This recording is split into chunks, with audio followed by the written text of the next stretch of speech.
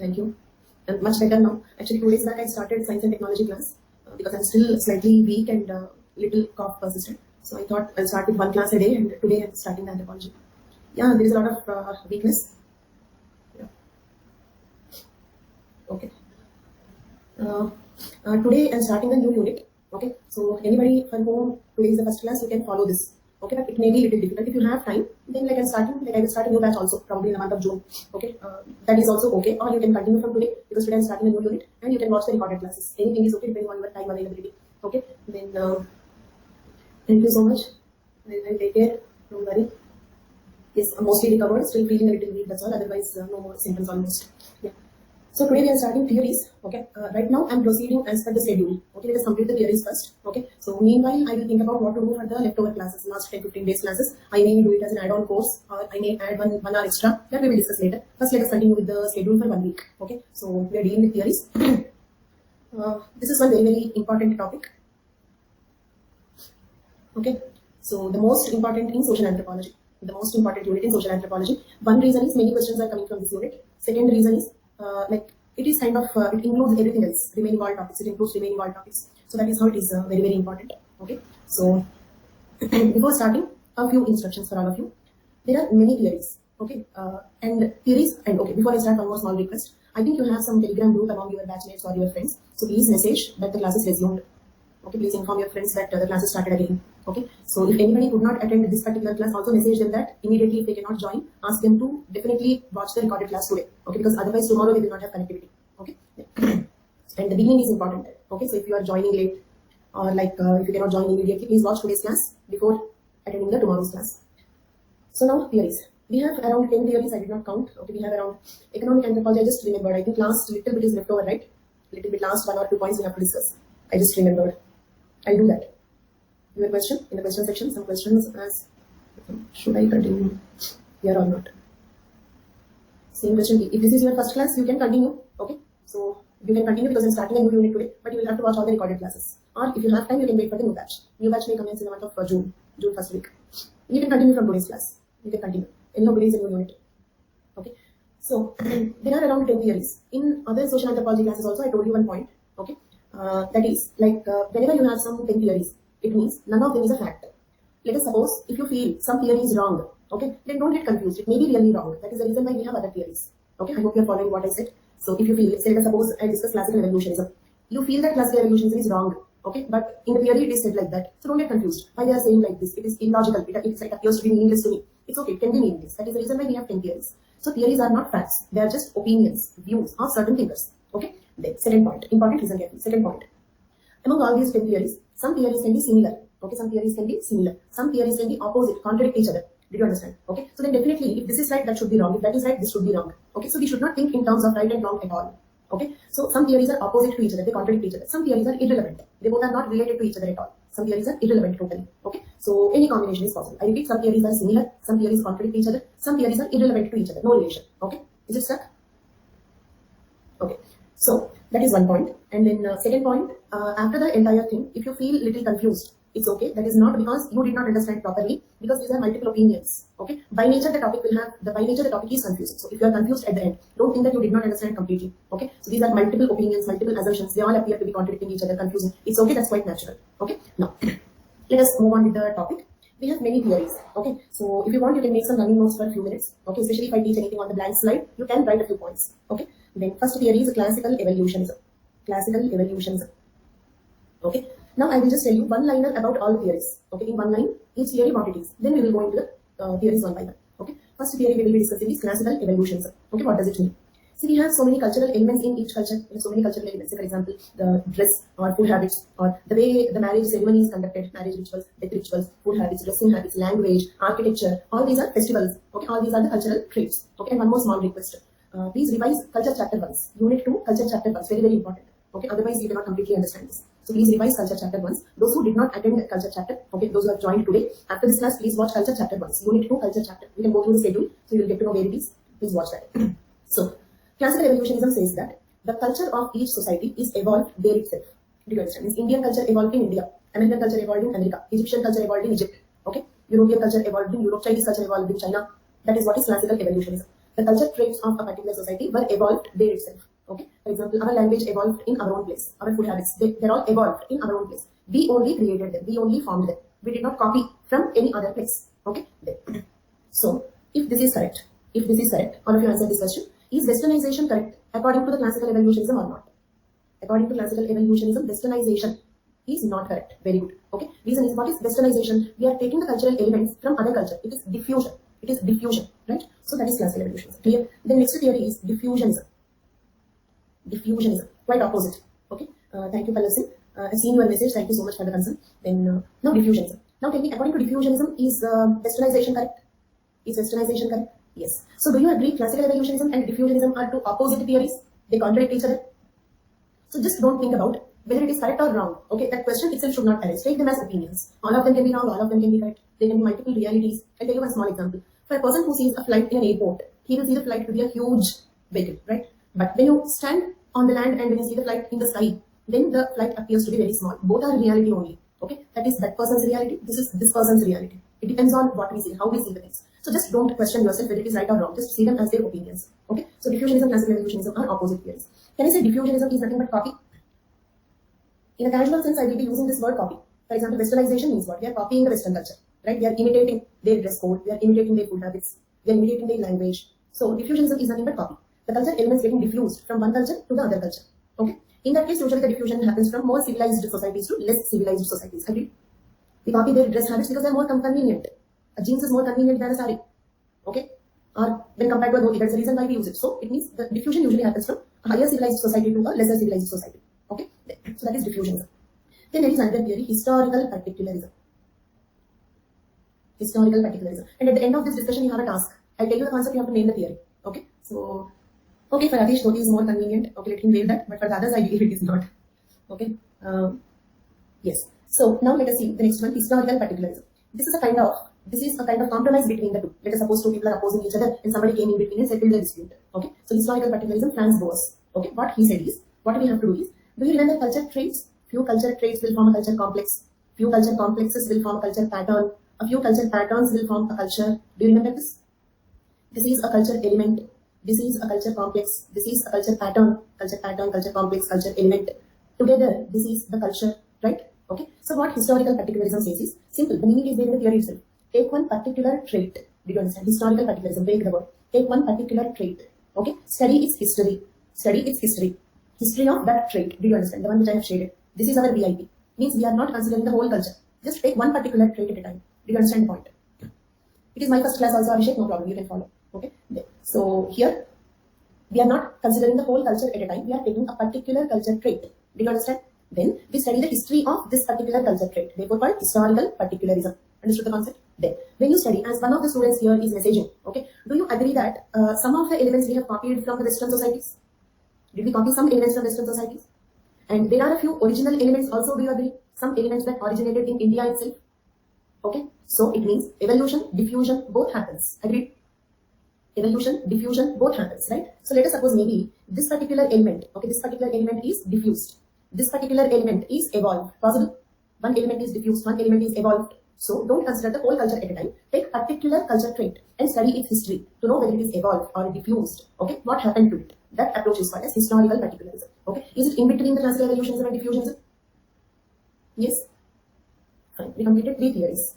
Okay, and see, basically if we understand what it is, then we go into the details. You can follow the details. Without understanding what the theory is, we cannot understand the details. So that is the reason I'm just introducing all theories to you once. What theory is what? Okay, then we can. It's okay. You can make the running notes. That's what I said in the beginning. You can make the running notes. You can write one-liners about all the theories. Okay, classical evolutionism. But of course, about all these things we will discuss at length in future. Only theories will take around more than 15 classes. Theories is a very lengthy unit. It will take around minimum 15 classes.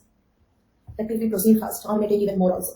So we will discuss about all of them at length. But one-liner if you want, you can write down or fix it in your mind. That is more important. Okay. Then. Now, there is one more theory called as neo-evolutionism. Neo-evolutionism. Okay. This is also similar to classical evolutionism only. But the word classical evolutionism, neo-evolutionism, because classical evolutionism is 19th century evolutionism, old. Neo-evolutionism is new evolutionism. It means what? These thinkers are 20th century thinkers, or some of them 21st century thinkers. So this is called as neo-evolutionism. That's all. Theory is similar, but thinkers later. Okay. So therefore we call it as neo-evolutionism. Similar does not mean exactly the same, but very much similar. Hello, you're able to hear? You're able to hear? Okay. So there is a power cut. So right now it is on generated. There can be a few seconds gap after some time again, but I will get connected back. So don't leave the line. Okay. There. So neo-evolutionism is very similar to the classical evolutionism. Okay. But the thinkers are 20th century or 21st century thinkers. Right. There. So after that we have another theory, fourth one, fifth one, cultural materialism. Cultural materialism. Okay. So in my one student was asking me about historical particularism once again. Okay. So I'll just repeat that. Simple. We have culture traits. Okay, like this culture traits. Few culture traits will assemble to form culture complexes. Okay, and few culture complexes will assemble to form culture patterns. Okay, then what Franz Boas says is, don't deal with the culture as a whole. We cannot say that the total Indian culture is copy paste from America. Agree? Same way we cannot even say that the whole Indian culture evolved here itself. We never copied anybody. We never learned anything from anybody. That is also an overstatement. So don't look at the whole culture as one entity and think whether it is evolved or diffused. That is not the right approach. So take just one element. Say for example, this particular dish pizza, is it evolved or diffused? Decide. That's all. Do you understand my point? Okay. So telling party during marriage, one culture element. Decide whether it is diffused or evolved. That's all. Okay. So this is called as historical particularism. Right? Don't deal with the culture as a single unit. Deal with one particular element at a time. One particular element at a time and study its history. Okay. To understand whether it is evolved or diffused. Then it is called as historical particularism. Okay. Historical particularism. It is not similar to acculturation. Okay. So this is a different approach. He is saying don't deal with the culture as a whole. Deal with particular cultural elements. That is the main part of it. Okay. Trace its history to understand how it came into existence, why it came into existence. Right? That is called historical particularism. Okay. Diffusion similar to acculturation. Westernization is an example for that. Diffusion similar to acculturation. Okay. So fourth one, neo-evolutionism. I cannot speak much about that, but one point it is similar to evolutionism, classical evolutionism. One important difference between classical evolutionism and neo-evolutionism is classical evolutionism, the thinkers are 19th century thinkers. Neo-evolutionism is new theories. Okay, 20th and 21st century thinkers. Okay. Then fifth one, cultural materialism. Cultural materialism. Okay, first memorize the names because at the end of this discussion you have a task. I'll tell you the concept, you have to name the theory. Okay, so there is kind of quiz or something, you have to answer all those questions, listen properly. Cultural materialism. Cultural materialism is, again, break the word. This is our policy. If you break the word, you'll understand. Break the word, material. Okay, so Rishikesh sir is recovering slowly. Okay, he is safe, stable, but he will take some more time to recover. Okay, when sir resumes classes, no clue, but is stable, safe, recovering. Okay, so let us hope and pray that he will come back very, very soon. Nunal sir, no idea. No idea. So Nunal sir also not taking the classes. Very, very bad situation. Very bad situation. Okay, fine. Then, so now coming back to this cultural materialism. Okay, then and okay, one small thing for you all. Okay, like irrespective of the exams. Okay, and whether any teacher is taking the classes or not, if the classes are regular or not regular, just don't worry. Entire world is in uncertainty. Okay, we are just learning how to live in these uncertain situations. Everything is uncertain. Okay, whether we will have exams or not, when we will have the exams. Okay, so a particular class will happen or not, everything is uncertain. Okay, so we are just learning to deal with this uncertainty. Okay, so and UPSC preparation's main secret is patience, consistency. Okay, consistency, patience. Okay, just continue your work. You continue your preparation. Just ignore about exams, classes, everything. Okay, just continue your preparation. Stay motivated. That is very important. Stay positive. Stay motivated. Okay, remember the person who is consistent will become the successful in UPSC because it's a patience game. That's all. It's not the game of intelligent people. For example, IIT requires more intelligence. Medical entrance requires more hard work than UPSC. Medical entrance or doing medicine course require more hard work. Okay, and IIT require much more intelligence. This is the game of patience, consistency. Okay, it's not that one day you like work a lot, next day like you leave everything and you become like a victim of this uncertainty. These things should not be there. It will be uncertain, it will be unpredictable, it will be a long journey. Be consistent, patient, motivated, positive. That is very important. Okay. Next, coming to cultural materialism. This again, if you take the words, you'll understand. Okay. So cultural materialism says that the material aspects. Okay. Do you agree that when it is cold, we wear woolen clothes? In Delhi or North India, during winter and summer. Did you notice when I was in Delhi, I noticed that during winter and summer, the dress code is totally different. The size of the dress goes on decreasing from winter to summer, right? And the food habits also. In winter, we get different type of food, right? Totally the street side, the stalls and all will totally change. Different type of food is sold. Whereas in South India, if you take, there is no much change. In summer, winter, similar dress code, okay, similar food habits, because the temperature difference is not much. In North India, we will have around 50 degrees variation between the temperature. Okay, so do you agree that temperature determines culture? Temperature determines culture. And is temperature a material reality? Is temperature a material reality? Yes. Is it an ethic component? Means are we assuming that it is hot or is it really hot there? It's an ecological material reality. Right? It is an ethic component. Why it is an ethic component? Whoever observes. Okay, the temperature is the same, isn't it? If it is 45 degrees centigrade. Okay, it is 45 degrees centigrade if the native measures it or the outsider measures it. So an outsider can easily observe this, agreed? So it is etic, material component, ecological, the latitude and altitude, they determine the temperature. So the latitude and altitude are the material realities, right? So some material realities will determine culture. That is cultural materialism. That's all. Some material realities determine culture. That is cultural materialism. Is it clear? Clear for all of you? Material aspects determine culture. And in general, we have two types of thinkers: materialists, idealists. Materialist, idealist. A materialist thinker says that material aspects will determine culture. Physical realities, material objects will determine culture. Idealist thinkers say that an idea determines culture. Okay, for example, an idea that you have to wear this, an idea that you should eat this. For example, an idea that Brahmins should not eat the non-vegetarian food. An idea that cow is sacred. Okay, for example, let us say like this. If I say that cow is sacred is an idea, that idea led to the fact that we do not slaughter the cow, right? That is idealist theory. Whereas materialists look at it in a different way. What they say is India is an agricultural country. Our economy is mostly agrarian economy. Whereas the cow produces the oxen which are required for agriculture. So we should not eat the cow. So that is how it came. It means it is a material aspect, not idea. It's not an idea that cow is sacred. Okay? It is having some material significance. It is more economic to save it than eat it. It is more economic to protect it than eat it. So that is the reason why we are protecting it, worshipping it. So that is called materialist way of saying it. Did you understand? Okay? An idea that cow is sacred, so we don't slaughter. That is idealist way of looking at the things. Okay? No, it is more profitable not to slaughter that, so therefore we don't slaughter that. That is the way the materialists look at that. Did you understand? Idealist thinkers, materialist thinkers. And cultural materialism is a materialist theory. Cultural materialism is a materialist theory. Okay, 5 theories we understood. 6th and 7th one, let us see functionalism. Functionalism. We completed religion chapter, right? We have done religion? Yes, very good. Okay, and in religion chapter I explained about functionalism and structural functionalism both. Functionalism and structural functionalism both. Okay, see, we have social institutions, okay, and people, right? Okay, so like social institutions have some functions. Social institutions fulfill some functions. Okay, two social institutions will fulfill some functions. They have some duties. For example, marriage. What is the function of the marriage? Procreation of the children. Okay, and what is the function of family, upbringing of the children? What is the function of religion? Psychological security, giving answers to some mysterious questions. Okay, so it means each social institution, say economy, fulfilling the resources, material resources. Okay, so like political organization, the social security and control, discipline, maintenance of the society. So each social institution is having some function. What is the function? To fulfill the biological needs of the people. To fulfill the biological needs or psychological needs of the people. Okay, it means social institutions are doing some function to fulfill the need of the people. That is called functionalism. Do you understand? That is called as functionalism. Clear for all of you?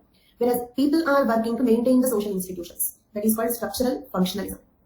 People are working to maintain social institutions. It means if you all believe in marriage, then only marriage system will continue. Otherwise, the marriage system will collapse. That is what is happening right now also. Marriage system is at the verge of collapse. I don't expect next generation people will be marrying. Okay, so like I think in marriage chapter I shared one experience about this dating apps and all. I had one student, she was very close to me. Like first time she told me about those dating apps, I got surprised learning that. Okay, so fine, okay. Then actually like she had so many boyfriends, kind of countless, so many boyfriends. Okay, then like when I talked to her to know a little more, what I felt is till the date of marriage, if you have so many boyfriends or girlfriends, okay, how can one incident of tying tali or putting one ring change the person totally? From the next day onwards, how can they confine to a single person? Did you understand my question? Okay, till March 1st, you are free to like kind of any number of girlfriends, any number of boyfriends. From March 2nd onwards, how can you confine to a single person for the rest of the life? So I don't feel monogamy exists in future. Okay, it means if we all believe in monogamy, if we all practice monogamy, then only the monogamy continues. Agreed? If people do not believe in monogamy, if people do not believe in marriage, that's the reason why live-in relations concept came into existence. Because legal divorce is also a very difficult process. So that is how the live-in relations came into existence. One more recent trend in Western cultures is weekend relations, not even live-in relations. It's becoming difficult for them to date each other for the complete week. Okay, so weekdays we'll do our work. Okay, so weekend relations. That is a new concept after live-in relations. They live together only in the weekends. So this is how the systems are changing. Okay, so do you agree that if we believe in a social structure, then only that structure continues? Right? If we all believe in the God, then only the religion continues. Otherwise, the science will take over. If we all believe in marriage, then only marriage continues. Otherwise, live-in relations will take over. If we all believe in joint family, then only the joint family continues. Otherwise, nuclear families will take over. So that is structural functionalism. We have function to maintain the structure of the society. Okay? Yes. So the society creates a dependence on it.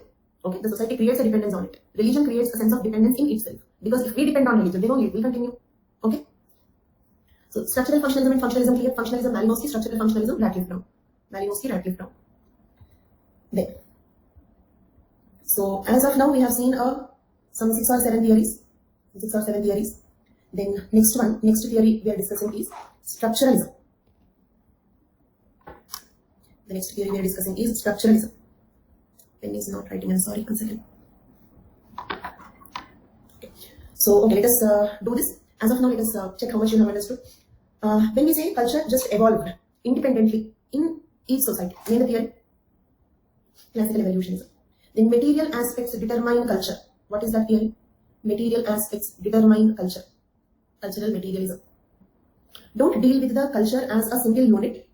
Deal with particular culture elements at a time and study the history of the culture, that particular culture trait, to understand how it came into existence.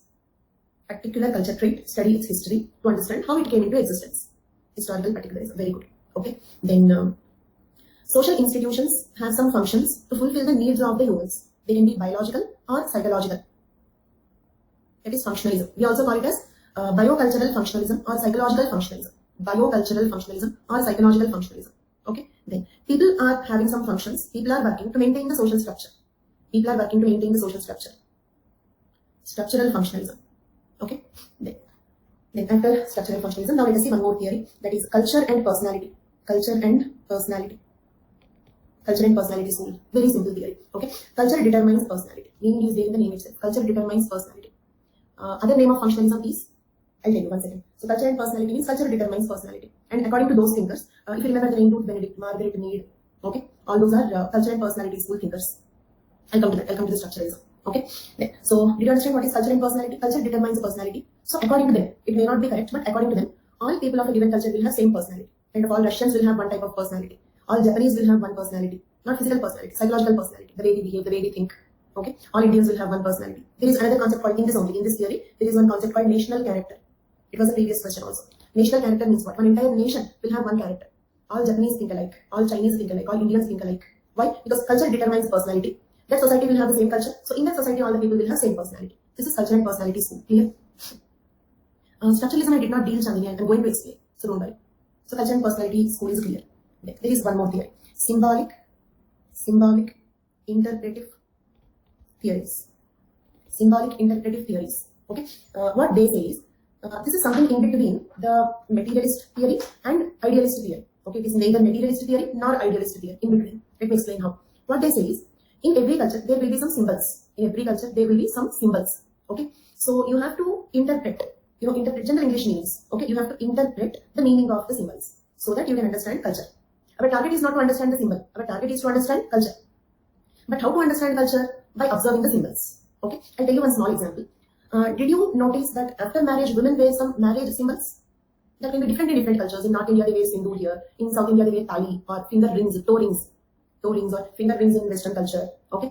Dress code change in some cultures. Okay. And right now, like in modern days, nobody's following, but till at least 5 to 10 years back also, after marriage, definitely your dress code will change. You cannot wear all those modern dresses and all. So dress code, toe ring or tali or finger ring or sindoor, handful of bangles. Okay. So these are all marriage symbols. So in every culture, there will be one or the other marriage symbol for the girls, right?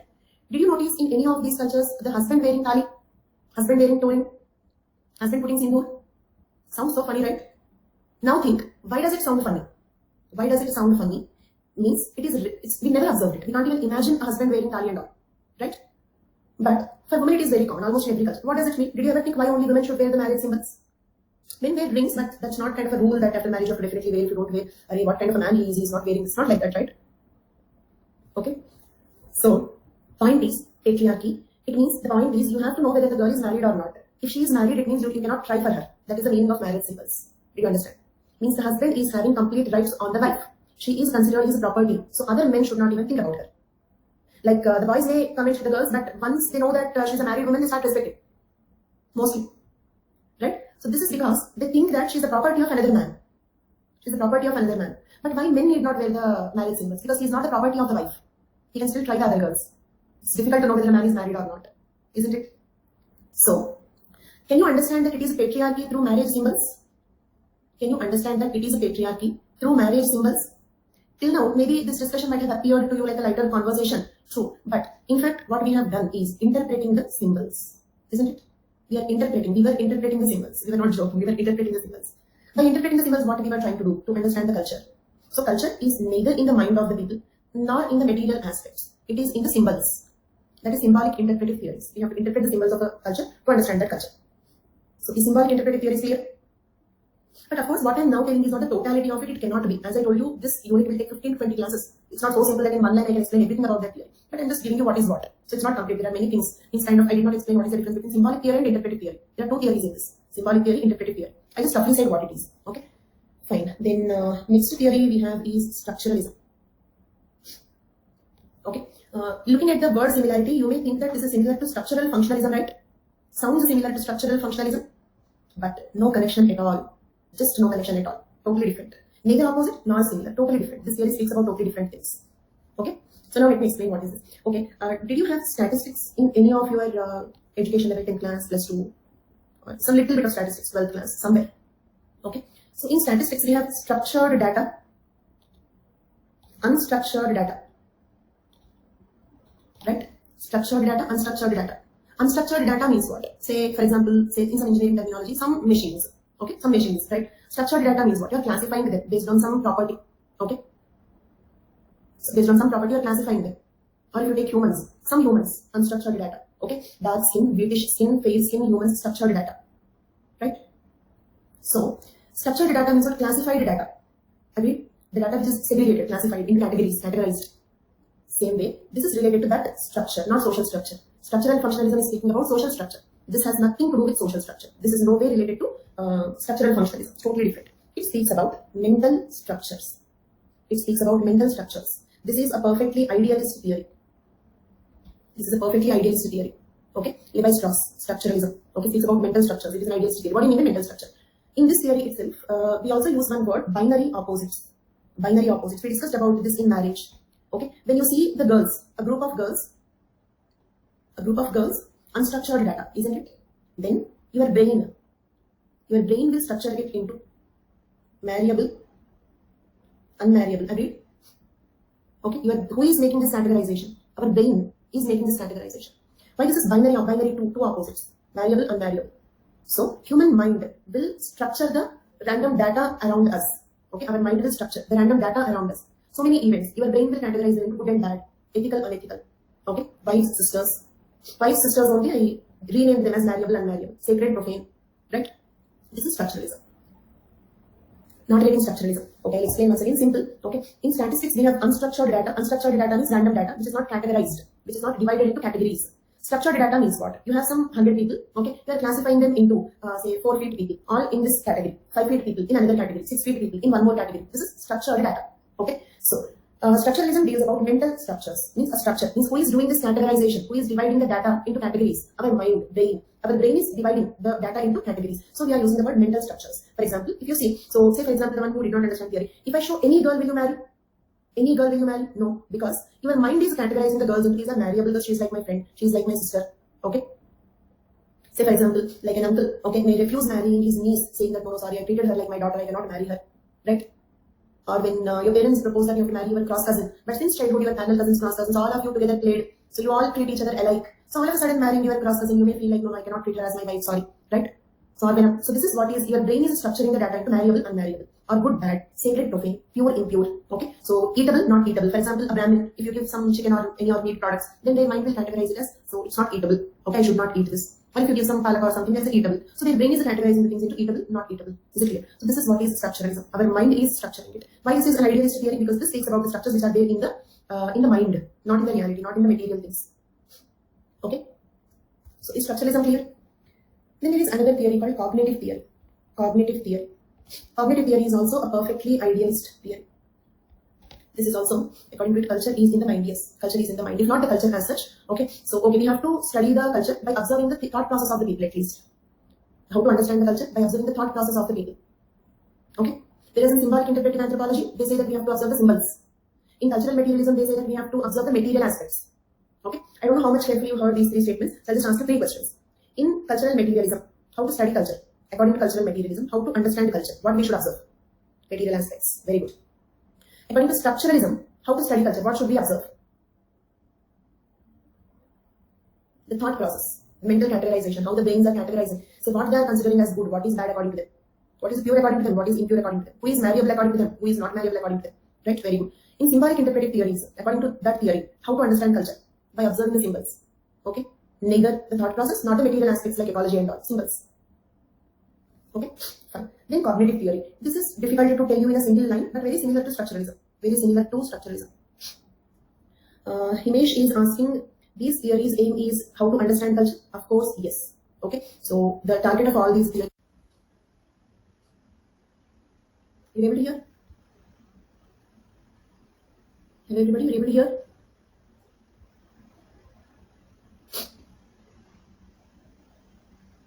Hello, you're able to hear me? You're able to hear me?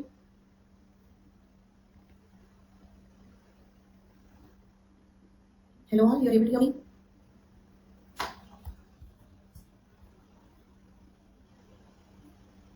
Fine. Yes, okay. So, as Himesh is asking one question, that is, are all these theories about how to understand culture? Yes, the theories are about how to understand culture, but not only that. Okay, so first main question is how to understand. Theories are about how to understand a new culture. For example, Kathleen Gao went to Nair community. So how she need to understand the Nair culture? Should she try to read the mind of the people, or she needs to understand the symbols, or she needs to understand the material aspects there? Okay. But not only that, how to understand culture. Second one, for example, see cultural materialism, symbolic interpretive theories, structuralism, cognitive theories. They speak about how to study culture, how to understand culture, isn't it? Classical evolutionism, diffusionism, historical particularism. These theories study about how culture came into existence. Agreed? Evolutionism, we invented our own culture. Diffusionism, we copied the other culture. Historical particularism, both of them. Some we invented, some we copied. So how culture came into existence. Okay, so second one, next one, third one, culture and personality school, for example, studies what is the influence of culture, what is the influence of culture on the people, and what is the influence of people on the culture. How do culture influence people, and how do people influence culture, right? Okay, whereas functionalism, structural functionalism. Functionalism studies what are the functions of culture, isn't it? What are the functions of culture? Okay, whereas structural functionalism studies what is our function to maintain the culture. If we follow our culture, then only our culture remains. You might have heard about many languages becoming extinct. Why languages become extinct? When the people do not speak. Means what? We have to speak our language, then only our language continues. So we have to maintain what is our function towards the culture, structural functionalism. Finally, we cannot say that all these theories explain about how to understand culture, but we can say that all these theories are about culture. Something about culture. How to understand culture, or what are the functions of culture, or what is our duty towards culture, or what influences culture, or how does culture influence people, or how the culture came into existence. Something, but they all study about culture. Is it clear for everybody, and more particularly Himesh, because he asked that question? So, about cognitive theory, it is difficult to say in a single sentence, but very similar to structuralism. Okay, cognitive means what? What do you mean by cognitive skills? Your understanding skills, your learning skills. Cognitive is something which is happening in the mind, right? So, even according to cognitive theory also, the culture is something which is happening in the mind of the people. Okay, culture is a cognitive process, right? Then, coming to last theory, postmodernism. Postmodernism finally says, okay, I'll use a few words here. Polyvocality. Polyvocality means what? Multiple truths. Did you understand? For example, she is beautiful does not mean that the other girl is ugly. She is also beautiful in her own way. Did you understand my point? He is good does not mean that his friend is bad. He can also be good in his own way. Cognitive is difficult to explain in one sentence. It's a very deep concept. Right now, assume similar to structuralism. Okay, we have to study the cognitive processes to understand the culture. That's all. Okay, it's not that you did not understand. I did not discuss much about cognitive theory because it's not possible here. It's a deeper concept. Similar to structuralism, very, very similar to structuralism, right? What is the similarity like structuralism? That is also an idealist theory. That also says that we have to study the cognitive processes to understand the culture of the society. If you have to understand the culture of the society, you have to study the cognitive processes of the people there. That is cognitive theory. Clear? I repeat, if you have to understand the culture of the society, you have to observe the cognitive processes of the people there. Okay. Last one, postmodernism. Postmodernism says that multiple truths means, say for example, classical evolutionism is correct, agreed. One is right doesn't mean other is wrong. Some elements we invented, so classical evolutionism correct. Some elements we copied, so diffusionism correct.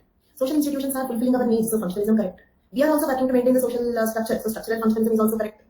By interpreting the symbols, we can understand the culture. Symbolic interpreting is also correct. Material aspects will influence culture. Cultural materialism is also correct. So all are correct. Did you understand? All theories are correct. Multiple truths do exist. Polyvocality. And also the postmodernism says, then all are correct. Why to make theories at all? Okay, don't make theories. Did you understand? Because the problem in classical evolutionism is, it ignores the possibility of diffusion. Agreed? The problem of classical evolutionism is, it will ignore the possibility of diffusion. The problem of diffusionism is, it will ignore the possibility of invention. Invention, creativity. Right? The problem of functionalism is not because it is wrong, it is correct only, but it will ignore other possibilities. And culture and personality theory says that culture influences personality. It is not wrong, it is correct only. But if you make it as a theory, it goes to the level that all Indians will have same personality. Is it correct? No, we all have different personalities, isn't it? So when you make theories, we are making sweeping generalizations, right? Theory is nothing but a sweeping generalization. It is correct, but you are exaggerating it, ignoring the other possibilities. So don't make theories at all. This is postmodernism, right? So with this we completed the overview of all the theories. Now let us go into the details. First, classical evolutionism. In classical evolutionism, we have three thinkers. Actually, classical evolutionism, there are many thinkers. Three thinkers' names are given in our syllabus. That is another important point to know. There are many thinkers in this school. And what do you mean by school of thought? One way of thinking. Right? One school of thought means one way of thinking. Okay? So there are many thinkers in the school of thought, but three names are given in our syllabus. They are Tyler, Morgan, Fraser. So he is Edward Burnett Tyler, E.B. Tyler. Edward Burnett Tyler, 1832 to 1917. You may not actually write the years in the exam, but observing the years is very important. Observing the years. Why this is called classical evolution? Evolutionism, okay, but why the word classical there? Do you understand? Why the word classical there? Because they are 19th century thinkers. Okay? Then, now, complete name, Sir Edward Burnett Tyler, E.B. Tyler, like this we got his name many times. He was an English anthropologist, founder of the cultural anthropology. Tyler believed that there was a kind of psychic unity among all people. Psychic unity of mankind. Memorize the word, please. Psychic unity of mankind. Okay? Now let me explain this. Simple. Classical evolutionism says that all the cultural traits were independently invented in that place itself, isn't it? For example, all cultural elements in India were invented in India only. We did not get them from any other place. Okay? Then, if this is correct, if classical evolutionism is correct, then this creates one question. What is that question? Then what about similarities? Okay, for example, do you agree that we have democracy everywhere? The most common form of governance today is democracy. Exceptions do exist. Okay? We may still have communist countries. That is different. Exceptions do exist, but mostly all over the world it is democracy. Do you agree most common form of marriage is monogamy? Exceptions exist, but most common form of marriage is monogamy. Most common form of governance is democracy. Most form of authoritarian system is patriarchy. Right? So these are all similarities. So if classical evolutionism is correct, then this creates one question. When the culture evolves independently in different places, if they never copy each other, how does the similarities arise? Do you understand the question? How could Indians, Britishers, Egyptians, Africans, everybody invent monogamy only? Why different forms of marriage did not evolve in different societies? Do you understand the question? If the question is clear, then E.B. Tyler's answer is, okay, I'll repeat the question. See, you will understand this, again this is a chain reaction. You will understand the answer if you understand the question. And you will understand the question only if you understand what is classical evolutionism. Okay, first thing, what is classical evolutionism? That says that all cultural elements in India were invented in India only. For example, monogamy is invented in India. Okay, fine. If that is correct, this creates one question that why only monogamy invented everywhere? Why? It means when Indians never copied Africans. Why Africans also have monogamy? Indians also have monogamy. Did you understand? How can everybody invent the same thing? Is so much coincidence possible? That is the question. If you understand the question, then E.B. Tyler's answer. Answer is psychic unity of mankind, or psychic unity among all the people. It means what? Human brains. See, for example, monkeys evolved into humans, just like we all have two hands. Okay, all people in the world. We all have same parts in the human brain, agreed? Same cerebrum, same cerebral cortex, same hemispheres, frontal lobe, parietal lobe, temporal lobe, occipital lobe, same structure. Right? So, because human mind is similarly evolved. Okay, see, for example, we all belong to Homo sapiens, and we are advanced when compared to Homo erectus, agreed? Are we more advanced? We can think better when compared to Homo erectus, right? So we all can think better when compared to, means we are all more intelligent when compared to Homo erectus, and we all are equally intelligent. So we all belong to Homo sapiens, agreed? So because we all are humans, because we all have similar mental development, so we all have similar needs. We all have similar needs. So we get similar solutions, and we all get similar problems. We all get similar problems. So we all get similar solutions. When problem is the same, the answer is bound to be the same, agreed? For example, if I give you one question, 2 plus 2 is equal to what? You all said 4. Does it mean that you copied? Does it mean that you copied? No, because the question is the same, you gave the same answer. So, the point is, humans all over the world have similar needs. So, they have similar problems. So, they need similar solutions. For example, everywhere, women during pregnancy and childcare cannot earn resources, so she needed a husband. Everywhere, in every population, men and women numbers are equal, so polygamy, polyandry does not work out. So, everywhere, monogamy is the only solution. Okay? So, it means what? We have similar needs, we have similar problems, so we get similar ideas. So, this is called psychic unity among all people. The basic similarities in mental framework of all people, different societies often find same solutions to same problems independently. This is called independent invention. Though we all have monogamy, monogamy is independently. Okay? Invented independently in different societies, agreed? Though we all have democracy, democracy is invented independently in all societies. We all have monogamy does not mean that we all copied each other. Independently invented. Okay? Then, it became a reason for cultural parallels. See here, all the words in red color are important. They are all keywords. And I'm keeping all the keywords in bold and red. Okay? Cultural parallels. But this is very important word. We will discuss about this word again after 2 months. So you should be able to relate. The more you relate between the topics, the better you will understand the things. And you can relate all the topics only when you remember all the topics.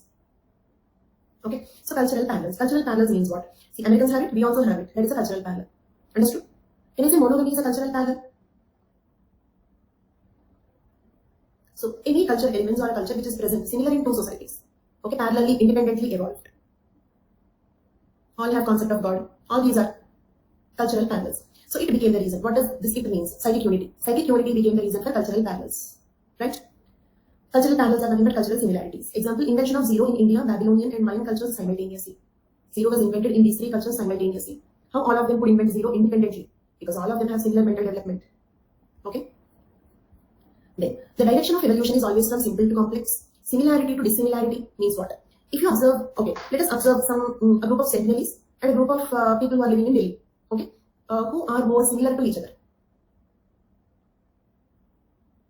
Who are more similar to each other. All Sentinels are very similar.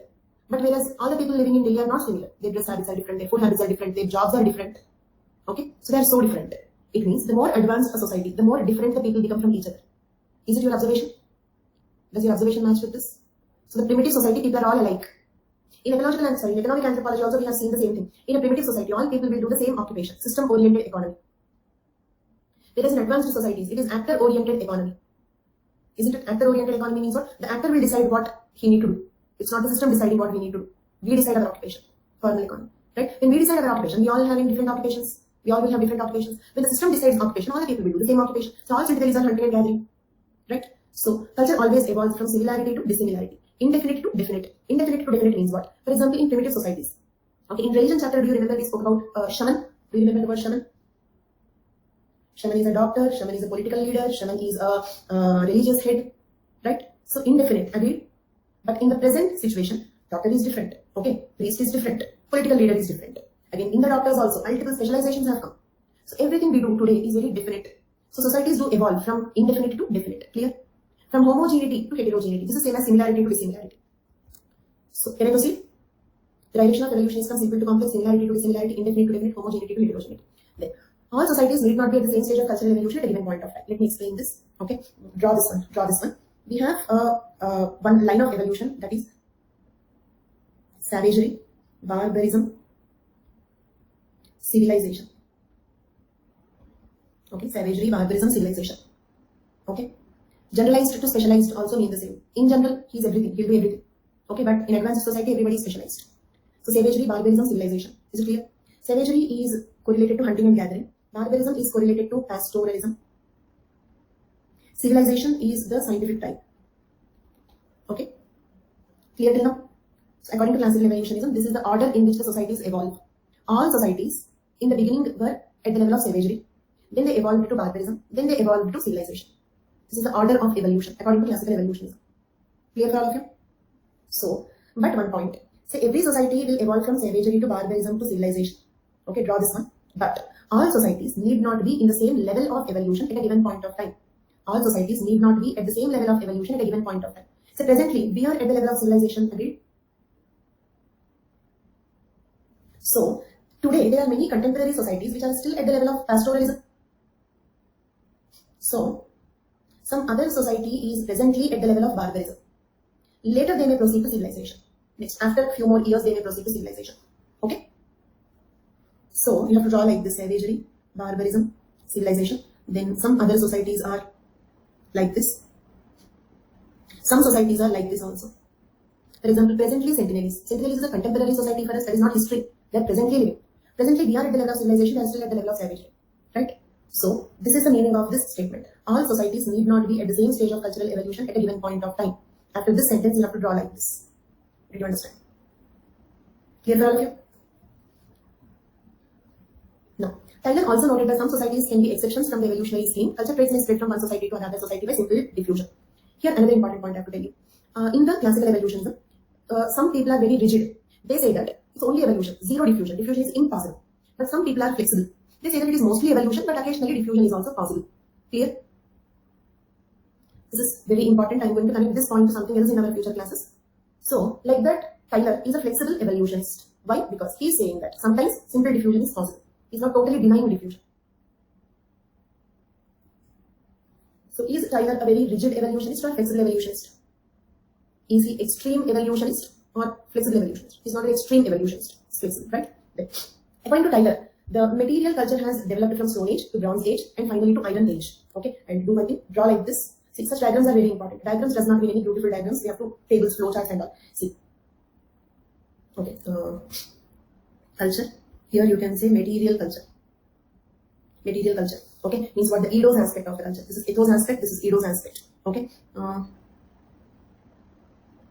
Chandni, yes, according to classical evolutionism. According to classical evolution, they will also be, okay, like civilized in future. But they have to live till then, no? Okay, so we have to leave them till then. So actually, like one Indian tribe became extinct also. Means what, we don't have any living people in that tribe. Senegalese is also kind of the PVTG, means vulnerable tribe, particularly vulnerable tribal group. Okay, so they may very less than 100 people are living if they die, or if we like, and the tribe that became extinct, why it became extinct? Because in the enthusiasm of studying them, people went there and they transmitted their infections to those people for whom they don't have any resistance to those infections. So they died due to those infections, right? Okay, so if diffusion do not occur, if we don't disturb them, if we live till then, if classical evolutionism is correct, then yes, they may get civilized. Clear? But so many ifs and buts are there in that. See, to give medical help if the doctors go, those people will die. That is the problem. In general, we will have some natural resistance to, if we will have some natural resistance to the pathogens that are around us. You might have heard about herd immunity in the context of this pandemic.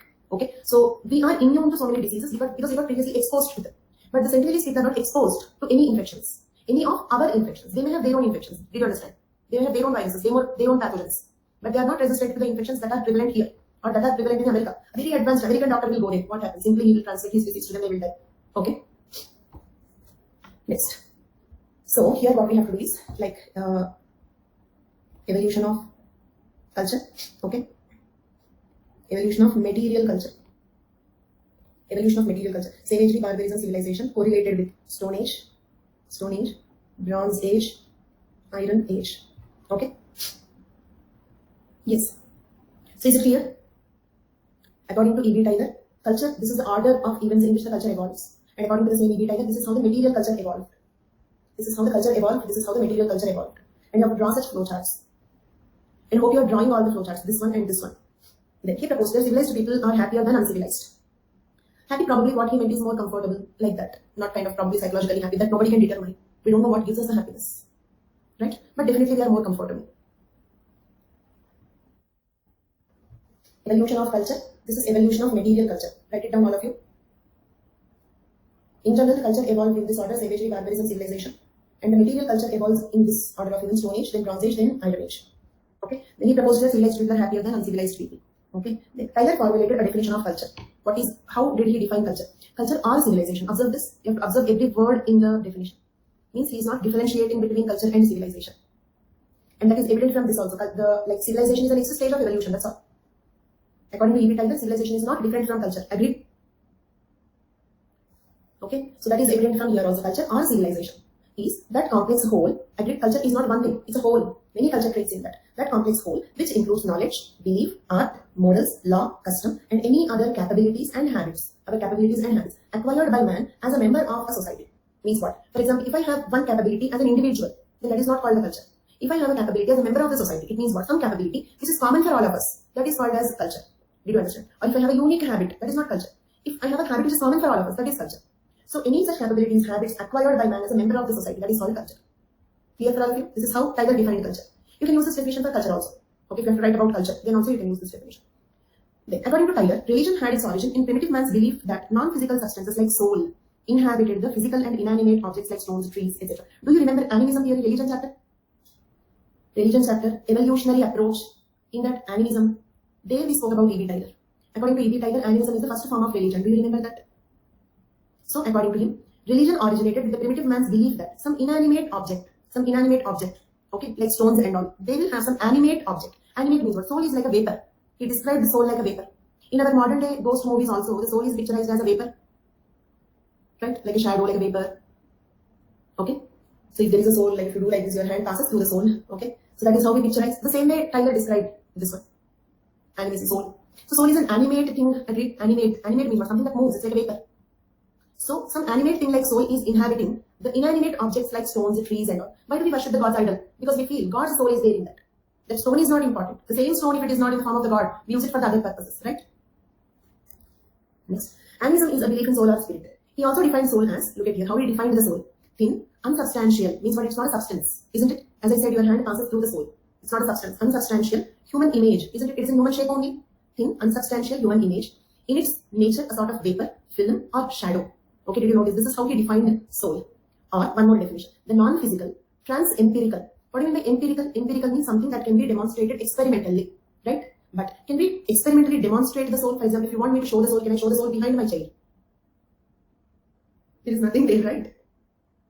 Means we cannot experimentally demonstrate the soul. Means it is trans-empirical. It is not empirical. It is trans-empirical. Substance existing independent of the body. Agree? Independent of the body. Bhagavad Gita says that if somebody dies, like when any popular person dies, they play Bhagavad Gita in television, radio, and all. Why? What Bhagavad Gita says? When somebody dies, you need not feel sad. It is just like changing the dress. The soul goes to another body. Did you hear this argument?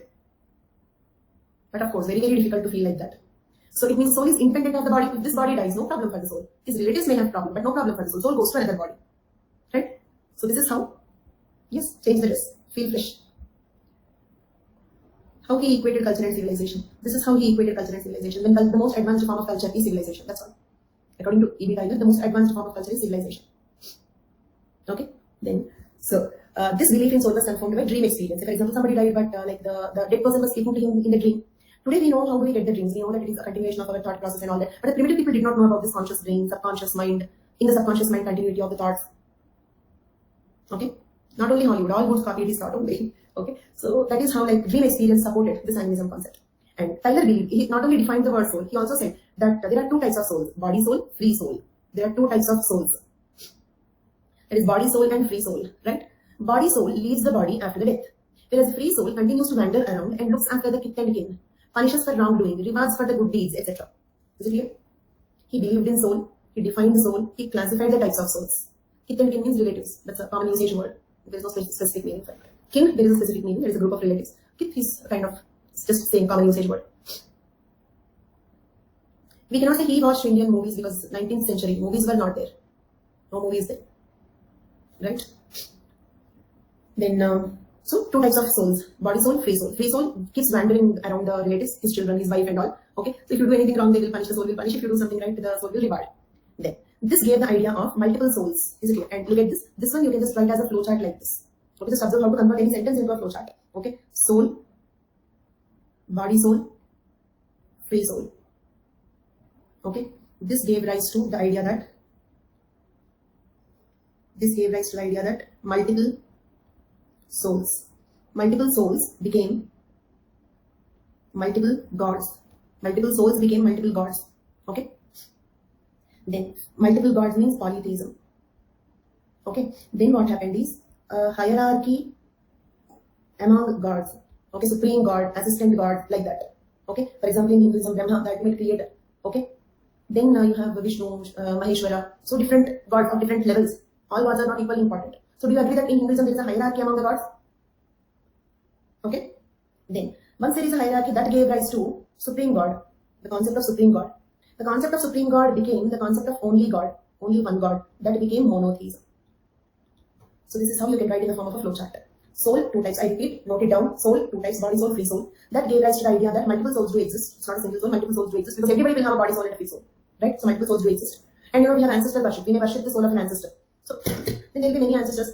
Multiple souls became multiple gods. That is polytheism. When there are multiple gods, all gods are not equal. Hierarchy among the gods. Once there is a hierarchy among the gods, there came an idea that there exists one supreme God. Then later, gradually, there came an idea that by supreme God, he is the only God.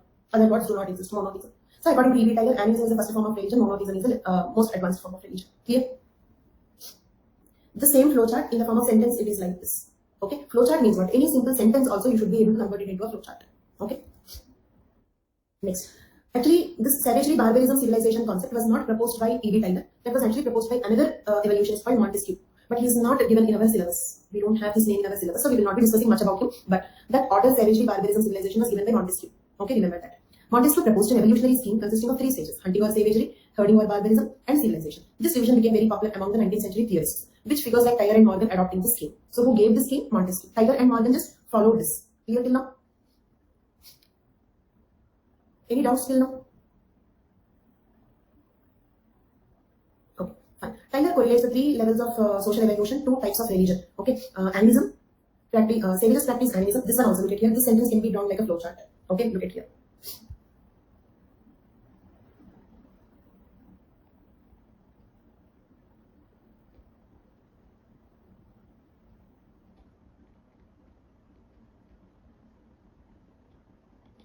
Did you understand? Okay. And if you circle them like this, arrow marks and all, it looks like a proper flow chart. Did you understand? I'm not drawing it very neat. So savages practicing animism, barbarians practicing polytheism, civilized men practicing monotheism. Then this idea of soul also gave rise to exorcism. You know what is exorcism? If there is a soul, we should also know how to send it out. Okay, so say sometimes like somebody will be possessed by the soul of a dead person. A person died without fulfilling his wishes, so he became a ghost. Not rebirth. Rebirth, happy. Okay, but his purpose of life was not fulfilled. He became a ghost. He became a soul. The soul did not get its destination yet. Okay, neither another body nor salvation. So that found some innocent person. Okay, and that innocent person was possessed by that ghost. Now he will behave like that person. Then what we have to do? We have to send that like Chandramukhi type. Yes. Okay. So we have to send that soul out. That is called exorcism. The idea of soul also gave rise to exorcism, a religious or spiritual practice of evicting demons or other spiritual entities from a person or an area. Okay. So in the Chandramukhi movie also, when the priest comes there, okay, he will get some vibration. He will sense that in this home there is something. Did you understand? He will get some jerk like this. Then sending that evil soul spirit from that place, from that person. Okay. TYLOR used statistical studies in anthropology. That is in general a point to remember, nothing specifically related there. Methodology. Methodology means what? What method he used to study. What are his methods? Which methods he followed? Of course, these are just theories. They are not facts. For example, I don't feel that ghosts or souls do exist. Okay, I'm just speaking on behalf of TYLOR. That is not my opinion. That is TYLOR's opinion. Because next time I discuss about Fraser, then I will say that this magic and all. Do you remember the statement given by Fraser? Magic is faster sister of science. So Fraser did not believe in all these things. TYLOR believed. So now I'm discussing about TYLOR, so I'm just talking on behalf of TYLOR. That's all. Okay. So none of them are facts. That is one very, very important thing I said first. Okay. Now, what are the methods followed by him? First one, comparative method. Okay, we'll do one thing. I'll continue from this tomorrow. I think tomorrow we have to complete classical evolutionism, right? Is tomorrow's class also classical evolutionism? Okay. Any doubts till now? No, not Sunday. Monday again. No class tomorrow. Fortunately, I recovered. I'm just really considering it as a blessing because the situations are not at all good. Very fortunately, I recovered, but I'm still not feeling very energetic. So, like, I feel I don't want to take again tomorrow. Monday onwards will continue.